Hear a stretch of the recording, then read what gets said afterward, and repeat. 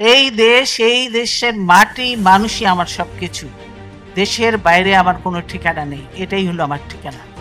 বাংলাদেশের মানুষ একটি প্রশ্নের উত্তর শোনার জন্য পুরো দেশবাসী আজ চেয়ে আছে। আপসহীন নেত্রী বেগম খালেদা জিয়া কি এখনো বেঁচে আছে, নাকি 4 দিন আগেই তিনি মারা গেছেন, নাকি দেশে জনমত রাজনৈতিক পরিস্থিতি সামাল দিতেই কি খালেদা জিয়াকে কৃত্রিমভাবে বাঁচিয়ে রাখা হয়েছে? কিন্তু সাধারণ মানুষের মনে একটি কথা দুয়াশা সৃষ্টি করেছে। তারেক রহমান 3 দিনের ভেতরে তার দেশে আসার কথা ছিল, কিন্তু 2 দিন পর তার জায়গায় তার স্ত্রী ডাক্তার জুবাইদা রহমানকে পাঠিয়েছেন তিনি। কিন্তু কেন তার এত প্রতিবন্ধকতা? কেন সেই একের পর এক গোপনীয়তা? কেন তার এই নীরবতা? এসব প্রশ্নই যেন হাজার প্রশ্নের জন্ম দেয়। ইতিমধ্যে সোশ্যাল মিডিয়ায় খবর ছড়িয়েছে খালেদা জিয়া 4 দিন আগেই তিনি মারা গিয়েছেন।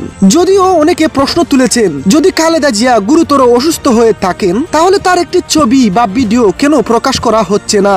কেনই বা যান্ত্রিক জটিলতার কারণে খালেদা জিয়াকে লন্ডনে নেওয়া হচ্ছে না? আজ নয় কাল, কাল নয়তো পরশু, কোনো নির্ধারিত সিদ্ধান্তই ঠিকঠাক কাজ করছে না।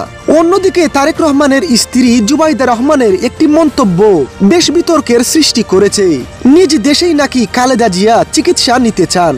তার এমন মন্তব্যের পর সমালোচকরা প্রশ্ন ছুড়ে দেন, খালেদা জিয়া বর্তমানে কথা বলার পরিস্থিতিতে পর্যন্ত নেই, যখন তখন অবস্থা।